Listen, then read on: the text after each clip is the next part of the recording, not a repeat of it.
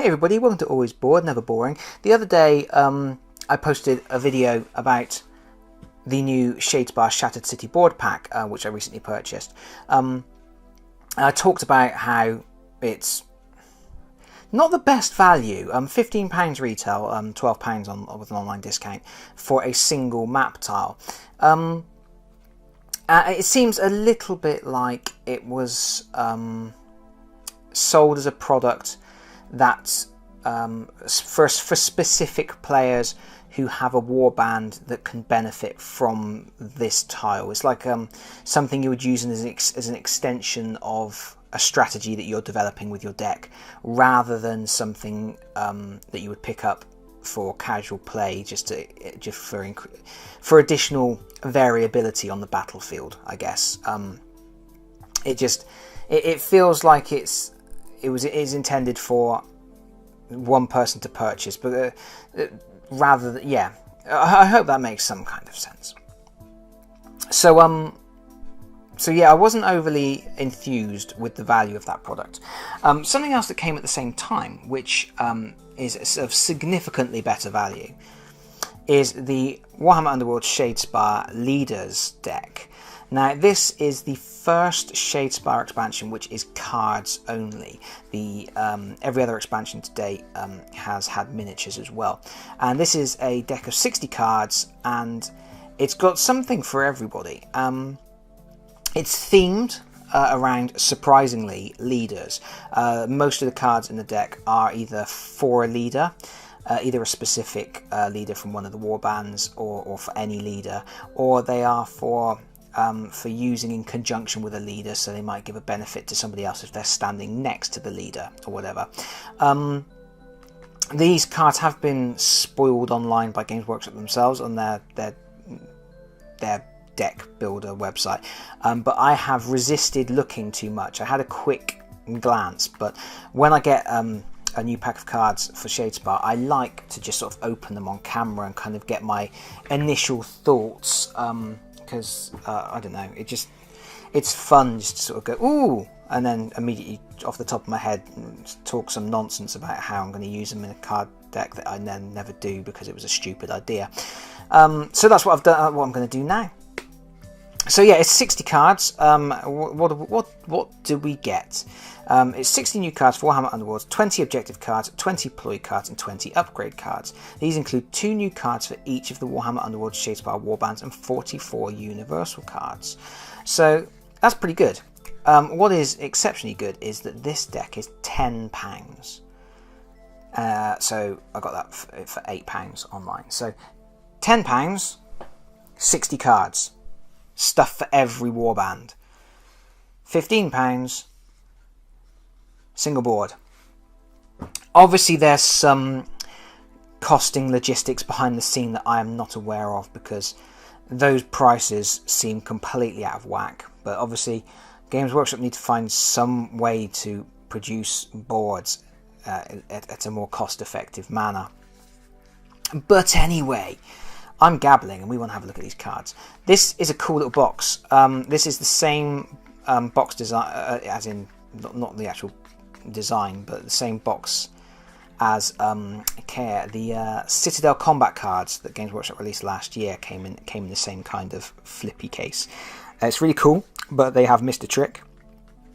Well, first of all, they've put this ghastly piece of artwork on the front, which is the same artwork from the core set box, which is just awful. It's a bad piece of artwork, but they've missed a trick slightly, because you know, they could have made this like a deck box that you could have put your warband deck in. If they'd made it bigger for the sleeves, that would have been good. So anyway, here we are, and the first card is rules. New rules. This Warhammer Underworlds expansion includes new cards for you to use in your game of Warhammer Underworlds. These cards can be included in your decks as described in the Warhammer Underworlds rules. Obviously. Note that some upgrade cards in this expansion can only be applied to the leader of a warband. These cards are identified by a crown symbol in the restricted box at the bottom of the card. So that's something a little bit new. By the way, this is paint. I'm currently painting some Nighthorns, so that's what that is. That's me using my thumb as a palette. Ignore that. Right. So here we go. I'm gonna breeze through these, and we will see what we've got. So, up in the corner, it's obviously got the symbol of which warband it is for. I can't remember which one that is. That's either Magus Fiends or the Corset Corn dudes, Garrick's dudes. I can't remember which. That's probably Garrick's. If I saw Magus, I'd probably remember which is which. Yeah, that's Magus. So this is Garrick's. My brain. The stage is set. So this is an objective. Score this in an end phase if the only surviving fighters, at least 2, are leaders. So immediately we can see that we're getting things that key off of the leaders more so than just regular fighters. There's issues there for me. The way I sort of play, I don't tend to put all my eggs in one basket, and I don't tend to sort of rely solely on my leader to do things. I'm always terrified that my leader's just going to get caught out, slapped up a bit, taken off the pitch, and then I'm up the creek without a paddle or even a boat. So I don't like relying too heavily on my leader. I do wonder if this is an expansion that was developed in isolation, or whether it was part of the original core set of cards, and there were cards that maybe got excised from the various decks to keep them down to size. I don't know. It seems strange, a little bit strange, to have developed an entire deck of 60 cards solely for the leaders. So maybe these are stragglers, maybe these are leftover. I don't know. Oh, actually, the numbering is basically 1 to 60, which suggests it is a completely separate product. It has, I didn't notice this, it has a special symbol. It doesn't have the Shadespire symbol, because obviously Warhammer Underworlds is the product line, and then Shadespire is the set. So Shadespire was a complete set as of the last 2 warbands coming out, which was the Fast Riders was the last one. So this is a separate set of cards with a new separate little logo, which is so I can't get any focus on it. It's a little crown. So this is its own separate thing. So maybe they were leftover cards that got shuffled to one side, but they're being treated as their own separate thing. Well, there we go. But yeah, I'm not overly sure how I feel about having too many cards that key off of my leader. This is a Sepulchral Guard card. Fervent Petition. Score this in an end phase if 3 friendly petitioners are surviving and inspired. That seems good. In many cases, you've given away 3 glory to have to summon them back, because the petitioners inspire when they come back to life when the Warden regenerates them, so they have to have died at one point, which normally means giving away glory. Although there is now the lethal hexes on the new Shattered City board pack, and you can quite happily walk your own skeletons into the flames and melt them, and then in a 3 or 4 player game, your opponent wouldn't get the glory. Although in a 2 player game, your opponent still would get the glory, because they get the glory as soon as a unit is removed from play. I don't know. I still think it's going to be good. If nothing else, it kind of levels the playing field after you've... It might not necessarily be something to play towards, but it's a nice thing to kind of eradicate the loss of glory if you've been getting beaten up quite a bit. You sort of, you balance the playing field back off. If your opponent thinks they're 3 glory points ahead, and suddenly you just play that and you're back in the game. Maybe that's the intention. It's quite cool. I would probably run it. Showing off Orcs. Score this in an end phase if your leader took 2 or more enemy fighters out of action in the preceding action phase. I don't have all my other cards here to check. But that feels like a weaker version of other cards that exist. I'm sure that there's other cards that, you know, you get a glory point for taking 2 enemies out of play, but it doesn't have to have necessarily been done by your leader. It could have been done by anybody. I'd have to check that. Let me know in the comments if I'm talking at the top of my head, but I feel like that's not... It's like a weaker version of cards that already exist, maybe. Pride of the Lodge. This is Fire Slayers. Score this in an end phase if your leader has 3 or more upgrades with this warband symbol. Again, that's piling a lot of upgrades onto a single character, onto your hero. In some ways, the Fire Slayers do rely quite a bit on their leader. He's a brute when you upgrade him. So if you're planning on doing that anyway, this is quite a nice card to take. It's a cheap bonus victory point for doing what you were doing anyway, and that's something that I like. I like to do as much as I can in Shadespire. I like to run objective cards that I can score when I'm doing other things, if that makes sense. So if I'm trying to inspire my heroes, or I'm trying to upgrade my leader, if there's cards that will let me have glory points for doing that, then I'll take those cards, because I'm doing the other thing anyway. So it's nice to get additional benefits and bonuses while I'm doing what I want to do. Crick now leads. This is a Skaven card. Score this in an end phase if your leader is out of action and a friendly fighter named Crick is on the battlefield. Oh, that's very thematic, and that's very Skaven-y. That's cool. You know, your leader gets taken out of action, but your second in command character in the Skaven warband, he's always wanted to lead anyway, so he now becomes your leader, and you get a glory for him basically seizing command of the unit. I like that. It's also quite nice because if you are doing a lot of stuff where you're working around your leader achieving things, if you lose your leader, if you're doing certain things with your leader, sometimes he becomes a prime target, and if your opponent knows that you're trying to score victory points off of using your leader, this is sort of a way that, you know, if your leader gets taken out of action, at least you get some glory for it. Khorne's Chosen. This is a Magus Fiend card, and look at all the glory. 1, 2, 3, 4, 5, 6, 7, 8. All the glories. There's none more glory. Score this in an end phase if your leader is the only surviving fighter. That's the same as a card that exists in the other Khorne deck. There's a card in that one that I think people were saying it's not a good card to use because it's quite difficult to make your leader be the only one left. It's a little bit easier with Magus Fiends. I've not used Magus Crew very often, but he's a bit of a beefcake, and if you upgrade him a little bit, he can be a real tanky, nasty piece of work. So this might be something that actually sees some play.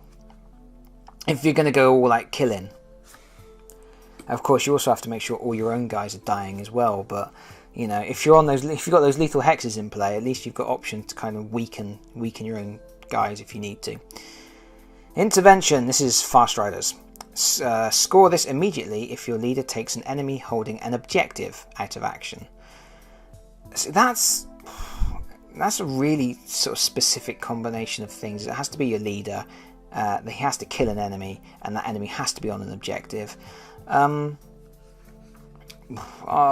don't know, for 1 glory. And again, it feels like it might be a slightly weaker version of other options that exist.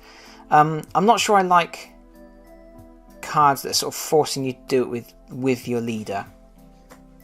I'm sure I could work these into different decks, but I don't know, it feels a little bit restrictive and not a lot of payoff.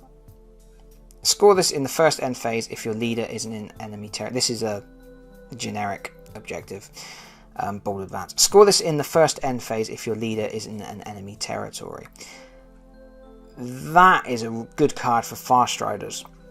Fast Riders, these boys, the ones with the guns, they all inspire by advancing into enemy territory. So I try and run them up as quickly as I can, get them stuck in.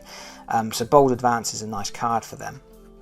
It's only one objective, one glory, sorry, I should say. So, you know, you're not getting a lot out of it, but if you've got space in your deck and you're trying to get additional glory fast, especially if a lot of your tactics involve upgrading, obviously you need those glory points, and some cards that give you quick, easy glory are always good to have in your deck.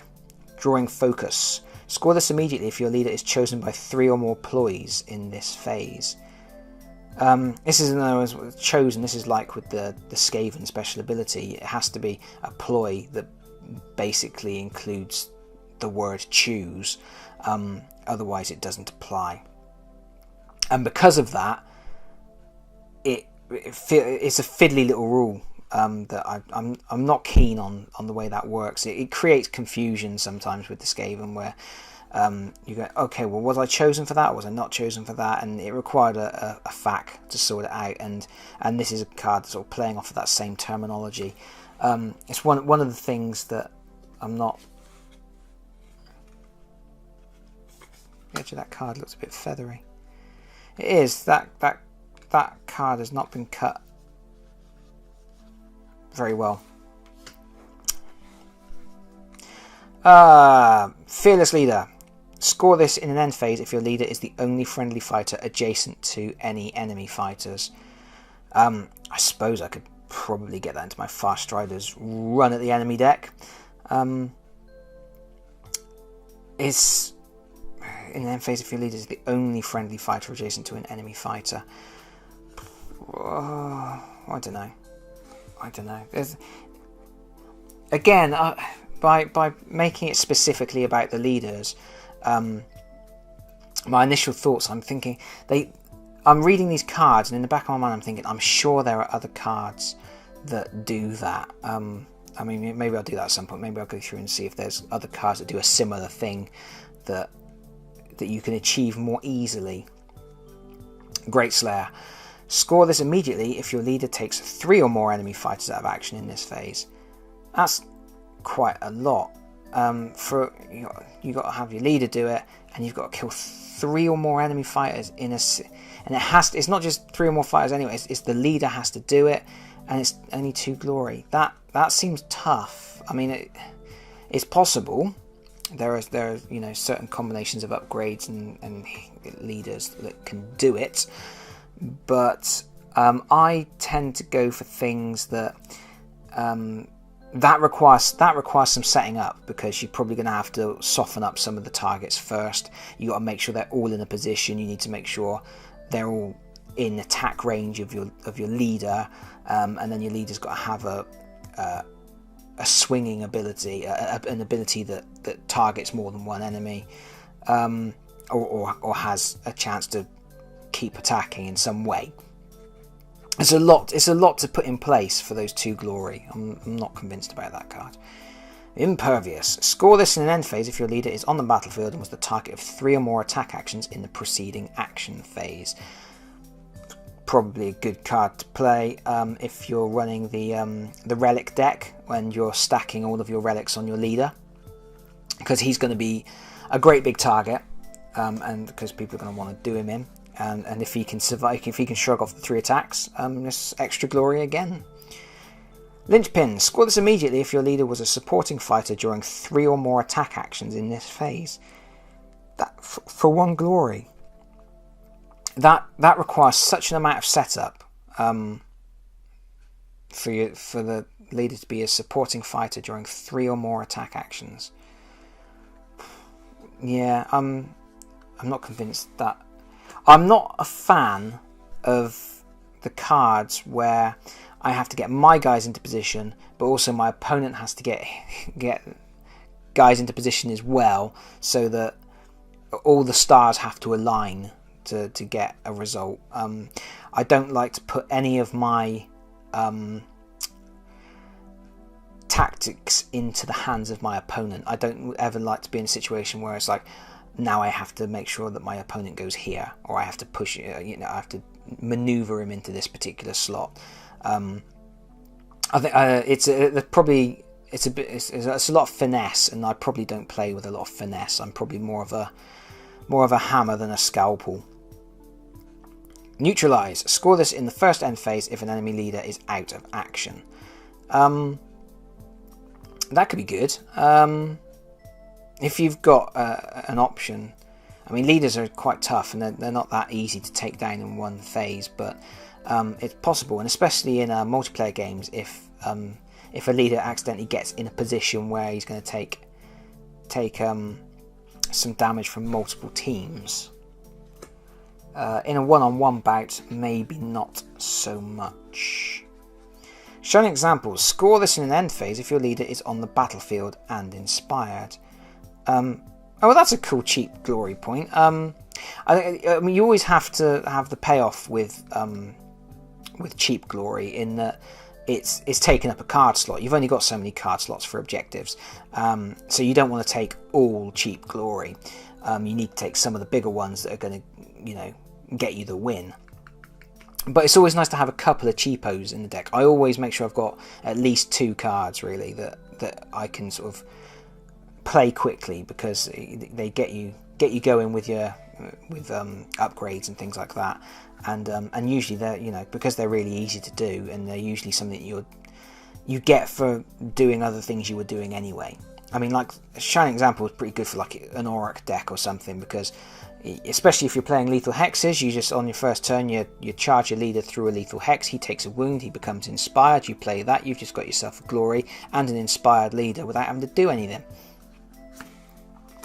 Well, I don't have to do anything except standing on a fire pit. Slayer! Score this immediately if your leader takes 2 or more enemy fighters out of action in this phase. Score this immediately if your leader takes 2 or more enemy fighters out of action in this phase. Didn't we already have one of these? Didn't we? I'm sure I didn't. Score this in end phase if your leader took 2 or more enemy fighters out of action in the preceding action phase.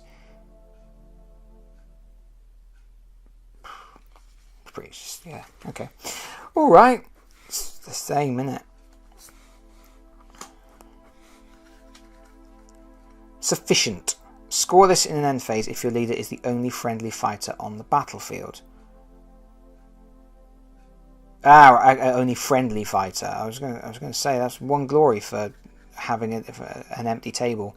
I think if you're in a situation where you're the only fighter left on the table, have you possibly got bigger concerns than getting 1 glory for it? I suppose it's nice to get a glory point for getting your bum kicked, but I don't know. Tireless Commander. Score this in the end phase if you activated your leader with 4 activations in the preceding action phase. That's possible, and they've done a picture of the Warden there, because that was my immediate thought as well, is that the Warden has an ability where when you activate him, he can activate 2 other skeletons to move. And at the start of the game, when you're trying to get your skeletons into position, because they're so slow, you've got a pretty high chance that you're going to use your Warden multiple times just to use those multiple move actions. So I could probably see that going into a Sepulchral Guard deck. Again, you have to weigh up the balance of, you're giving away a slot that you could use for a better objective card, or something that gives you more glory. But like I say, it's good to have a couple of those cheaper cards, and most of these seem to be cheap. I mean, these are all 1 glory cards. Undefeated. Score this in the 3rd end phase if your leader is on the battlefield. That's quite nice. I mean, it's a high chance your leader is going to be on the battlefield unless someone's gone out of their way to assassinate him. And again, if you're going to play relics on your leader as well. Well guarded. Score this in an end phase if your leader is adjacent to 2 or more friendly fighters. That's alright as well. I mean, if you're trying to create a defensive position, nice to get a glory for it. But I tend to find that I don't often have a lot of closely clumped up fighters. I guess maybe it's the way I play, but and also, with the number of cards that push and pull and move people around the board, It's very difficult to get those clumps of fighters that give you those glory. Oh well. Right, we're in deploys, and this is for the Stormcast that came in the core set. Invulnerable. Your leader has +1 defense for the first attack action in the next activation. That's cool. +1 defense is always good, but isn't there a card that gives +1 defense to any fighter or the next fighter to? You know, why making it specifically for the leader? Because obviously you play it in advance. I mean, your leader might not get attacked. It might be another fighter. There must be a card that says just grant +1 defense to the next fighter that gets attacked. I'm sure there is. Either way, you know, it's not a very exciting card, and I'm not sure about the utility of it. Unless, I guess, if you really, really definitely need your hero, your leader to live through the next turn. More Stormcast. This is an upgrade. Steelheart Second. This fighter's attack actions have +1 damage when they are adjacent to a friendly leader. Right, okay, so you know you have to hang out next to Steelheart to get this bonus. Problem with that being, you know, Steelheart's it's a group of 3. If you have other things you need to do, quite often, I mean, it is a good idea to keep Steelheart's champions a little bit grouped up because they do benefit from being very tanky. But you know, you've got less models on the board. So you've got more chance of having to spread out to do things. You know, when you've got like the Sepulchral Guard, you've got so many models on the board. You've got a much higher chance of having the people positioned accordingly to get those benefits. Coveted Trophy. These are Gorebeards dudes. Reaction. Play this when your leader takes an enemy leader out of action. Gain a glory point.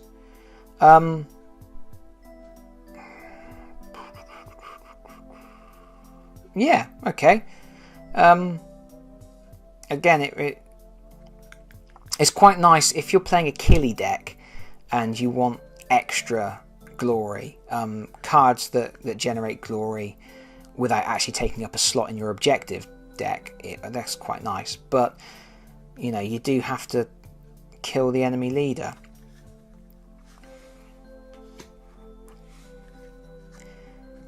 Warden's cool. This is Sepulchral Guard. Action. Choose 2 friend. Oh, and this is restricted to the Warden. Choose 2 friendly fighters other than your leader and put them on guard. Oh, that's cool. That's an upgrade.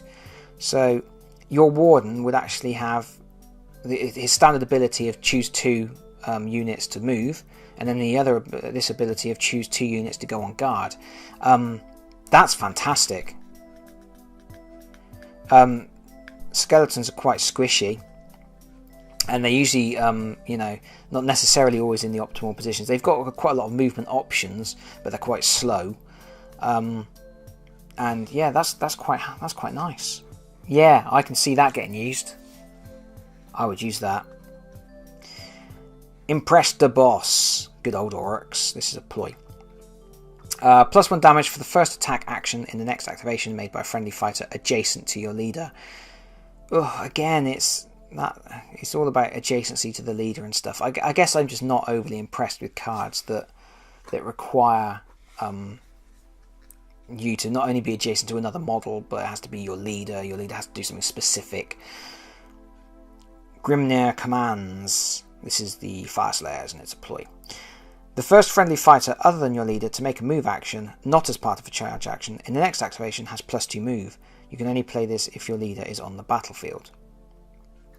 That's fine. It's a weird restriction. It's like a thematic restriction because it's supposed to be your leader shouting a command. It's a one-off +2 move, which is always good, especially for the Fire Slayers. And your leader has to be on the battlefield to use it. It's pretty decent, but there's other movement cards available that don't require your leader to be there. Crick the Claw Chief.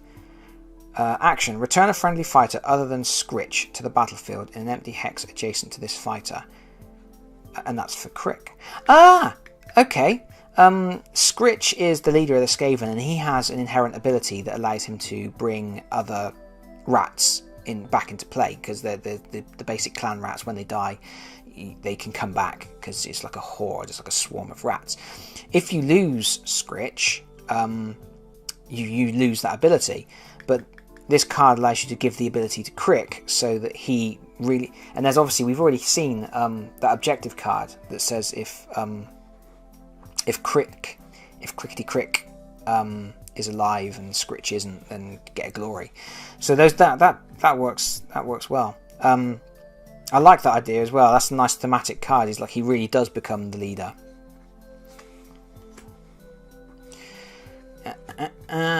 Gouri Visage. This is Magus Fiend's upgrade.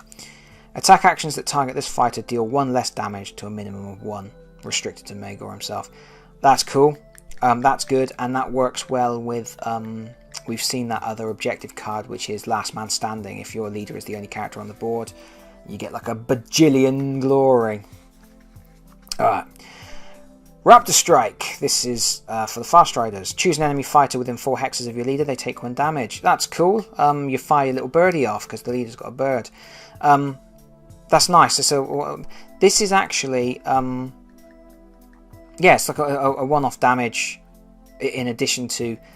damage you can do during your regular attacks and stuff, and it's at range. That's quite cool. The Fast Riders are quite good at pecking away at people's strength over time, and I would probably run Raptor Strike, yeah. Burden of Command. This is regular ploy. Choose an enemy leader. Their move characteristic before other modifiers is 1 for the next activation.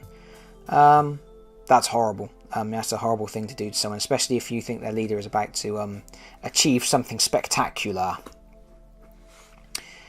Cautious Commander. Put your leader on guard. Why do I feel like a lot of these cards are kind of like slightly weaker versions of cards than what you've already got, but because they do the same thing but focus only on a leader? I don't know. Maybe I'm wrong. Commanding Reach. There's so many cards now. There's so many cards in Shadespire. It's difficult to remember what you've got, and I do so much tweaking and shuffling about and stuff. Yeah, I can't remember. From one thing to the next. I've got rubbish memory anyway. Commanding Reach. Your leader's first attack action with a range of 1 that only targets a single fighter in the next activation has a range of 2. That's sneaky and cool. Yeah, most of the leaders only have a close combat attack. I think the 2 exceptions are the Warden for the Sepulchral Guard and the leader of the Fast Riders, who's got his bolt pistol. So that's a sneaky way of suddenly tricking someone, and you've positioned yourself. They think they're safe for the turn, but they ain't. Commanding Strike. You can reroll 1 attack dice during your leader's first attack action in the next activation. That's pretty standard. That's not very exciting. Crippling Doubt. Choose an enemy leader. The dice characteristic before the modifiers of their first attack action in the next activation is 1. That's mean. Some of these cards are cool. A lot of them, I feel like they kind of do things we've already seen. They give, it's all about options. This deck is giving you extra options. I'm not seeing anything that feels really. Nothing is immediately standing out as saying I have to have that in one of my decks. I can't live without it. But as I think about it more, I will probably change my mind. I'll probably later on, I'll just wake up in the middle of the night and go, Final Duty! But I probably won't do that. Reaction. Play this during an attack action that will take your leader out of action. Before they are removed from the battlefield, roll an attack dice on a hammer or a exclamation mark. Make an attack action with them before they are removed from the battlefield. Yeah, okay, it's a final strike. It's a chance to have a little dig at someone just before you go. Great Cunning. Play this after you play a power card. Sorry, I went out of focus then. Play this after you play a power card in the power step. You can immediately play another power card. You can only play this if your leader is on the battlefield. That's cool. Play this after you play a power card in the power step. You can immediately play another power card. Yeah, yeah, that's good. I like that. Extra power cards is always good. Hidden Reserves. Remove 1 wound token from your leader's fighter card. That's think a nice little heal option. There's probably better heal options that are a little bit more generic and work on anyone. Inspired Command. Choose a friendly fighter other than your leader and push them up to 1 hex or put them on guard. You can only play this if your leader is on the battlefield. That's quite interesting. That's a little bit more flexibility than cards often give you. You can push them or guard them. You obviously have to have your leader on the battlefield, so there's a minor cost involved. But that's interesting. I don't think we've seen too many cards like that can say do this or this. Look out! Play this during an attack action that will damage your leader. Roll a defense dice. If you roll any of the support icons or the exclamation mark, choose a friendly fighter adjacent to them. That fighter suffers the damage instead, then 1 additional damage, and no fighters are driven back. Ouch. Okay, so you have to suck up an extra point of damage to do it, but you can keep your leader in the fight. That might be quite good, especially if you're running Magus Fiends and you want to keep your leader in the fight, and you don't care if other people die because you're playing the objective, which has loads and loads of glory because you've got a better chance of killing one of your assistants. No retreat. Play this during an attack action that targets your leader. After the dice are rolled, your leader cannot. Play this during. I'm sorry, I read that completely wrong. I'm aware of that. I've been talking for a very long time and I'm trying to blitz through them now. Reaction. Play this during an attack action that targets your leader. After the dice are rolled, your leader cannot be driven back by this attack action. Okay.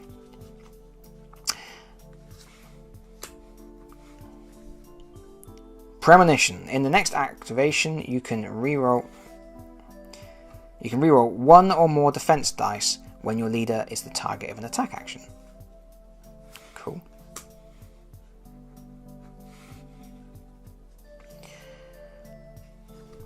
Quick advance. Choose up to 2 friendly fighters other than your leader and push each of them up to 1 hex. You can only play this if you're... Again, so we're getting a set of these cards that say if your leader is on the battlefield, you get these options, and then those options are a little bit more versatile. That's quite interesting. I quite like that mechanic where I quite like that mechanism where you're gaining additional flexibility in what your options are, but you have to have a leader in order to do them. It's quite nice as well because it's building up that sense that your leader is a very special character who has additional commanding abilities. It's thematic and I like it. Quick maneuver. Choose your leader and an adjacent friendly fighter. Switch their positions. Cool. Again, I feel like there's other cards that do that. Tyrant's Command. Choose a friendly fighter other than your leader that has a move token. Remove that token. That fighter is not considered to have moved for the purposes of their subsequent actions. That is a good card. Ooh, I like that. I like a lot. I always seem to end up in situations where I need to do a bit more moving than I can. Apex Predator. When this fighter takes an enemy leader out of action, gain an additional glory point. It is restricted to a leader. Okay. It's a upgrade. It's not a ploy. Might be tempted to run that in a multiplayer game where you might have a chance to kill a couple of leaders. Commanding Presence. Again, restricted to the leader. This fighter is considered to be 2 supporting fighters when it supports another fighter. That's quite cool. Again, especially for me, because like I've been saying a lot, I'm not very good or not very keen, one or the other, probably both, at positioning people to make full advantage of supports. So that's quite good for me. Commanding Shout. Push a friendly fighter up to 2 hexes. That's cool. It's like a permanent upgrade ability for your leader. Cursed Shield. +1 defense, -2 wounds to a minimum of 1. Not sure about that. There's another card that gives you extra defense and takes away wounds. And it's sort of quite good for a weak unit that might die with 1 hit anyway. Leaders don't tend to die with 1 hit, but probably would if with -2 wounds. I'm not sure about that one. What do people think of that? Would you Would you put that on your leader? Taking away 2 wounds for the +1 defense? I don't know. I'm not sure about that one at all. Hero's Mantle. If this fighter is on the battlefield in the 3rd end phase, gain 1 glory point. Oh, that's quite cool. It's another way to get an extra glory point. I quite like having the old cheeky card that will give an extra glory point beyond the objective deck. And that's quite a good one if you plan on just having your hero around. Irresistible Challenge. During an adjacent enemy fighter's attack action, before any dice are rolled, change the target of that attack action to this fighter and discard this card. Ooh, okay, yeah, so you force a duel between leaders. That's going to be quite good if you've got a ploy in your hand that gives you bonus for killing an enemy leader, and you kind of want to make sure that you're in a position where you can maybe, I don't know. Well, I don't know. Maybe forcing duels is probably a good thing in certain situations if you've got a cunning plan. Speaking of cunning plans, here's another relic. That means there's now 7 relics. You only need 6. Why would you put the 7th in your deck? I guess because then you've got more chance of getting 6 in play. It's one of those things. Oh, that's a tricky one, because you're more likely to get the card in play. You're more likely to get 6 cards in play, which is what you want. You want 6 relics in play to be able to take full advantage of the full set. But you're creating redundancy in your deck because you're taking up a card slot in a game that has a very fixed small deck size. You're taking up a slot with a card that you know you won't need. Because at least one of those relics will be of no use to you, because once you've got 6 in play, the 7th is nothing. So that's an interesting balance.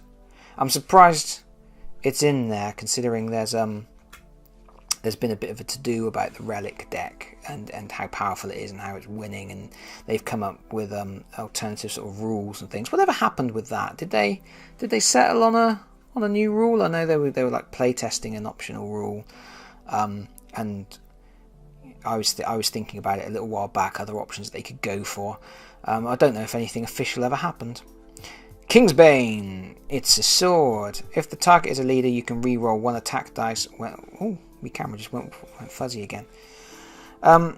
If the target is a leader, you can re-roll 1 attack dice when making this attack action. Cool. Okay. Yeah. So a card for killing leaders. Loyal Defender. After an enemy fighter makes a move action and ends their move adjacent to another friendly fighter that is your leader, push this fighter up to 2 hexes. They must end the push adjacent to the enemy fighter. Cool. Extra maneuverability. Master of Tactics. If this fighter is on the battlefield at the beginning of the round, you can draw 1 objective card. If you do so, discard 1 objective card. That's cool. I like that. That is very good. The ability to cycle through objectives is usually pretty useful, because I seem to find there's always a situation at some point where I've got the wrong cards in my hand. It is restricted to your leader, and it is an upgrade, so it's going to take you need to get some glory in play to be able to use it, but handy. Mighty Shove. Push an adjacent enemy fighter up to 1 hex. That's cool. Rising to the challenge. If your leader is out of action, this fighter has +1 wounds, and the attack actions on their fighter card have +1 dice. Oh, cool. Stick that on Crick as well. He can really take over from the Skaven leader. Seize the Day. After this fighter makes a move action, not as part of a charge action, discard this card. They do not gain a move token and are not considered to have moved for the purpose of their subsequent actions. That is cool. We've already had a card that lets you kind of like take away a move token, and I like that. I'm a big fan of having extra moves. I never seem to have enough movement. Treacherous Second. After an action or ploy that takes your leader out of action, if this fighter is on the battlefield, gain 1 glory point. Stick that on Crick as well. Go the whole hog. Really go play for a deck where you want to kill your Skaven leader. That'd be quite fun. Trusted Second. Oh, so we've had Treacherous Second, and now we've got Trusted Second. If this fighter is supporting your leader, they're considered to be 2 supporting fighters. I probably wouldn't run that. Tyrant's Lash. After an adjacent friendly fighter's attack action that fails, that fighter takes 2 damage. If they survive, they can then make another attack action. Oh, that's a lot of damage for this, just for the benefit of attacking again. I don't know. 2 attack. 2 damage for an extra attack, a second attack. It'd have to be a really good attack. You'd have to be pretty sure that you were going to like kill the enemy leader or something with it. Anyway, that's it. That's the lot. What do we think? First impressions, there's a couple of good cards in there. I'm not sure there's anything essential. Tournament players will probably be screaming at the screen right now, going, no, there is. There's totally like loads of cards there that are going to make my tournament deck the best deck ever. But from my perspective, on just this quick glance of what's there, nothing immediately sprang out. There's a couple of cards I said that look cool and interesting, and that I'd probably definitely be using, but I don't think there's necessarily anything that is essential. It's just more options, really. And you can never have enough options, can you, with a game like this? Anyway, I'm getting a sore throat, so I guess that's time for me to finish. I hope you've enjoyed this look through the cards. If you have, please consider hitting the like button, because that really helps me out, and obviously subscribe to the channel if you don't already, because that really helps me out. And then I'm probably going to do more videos where I talk for ages about cards. Bye everybody, bye bye.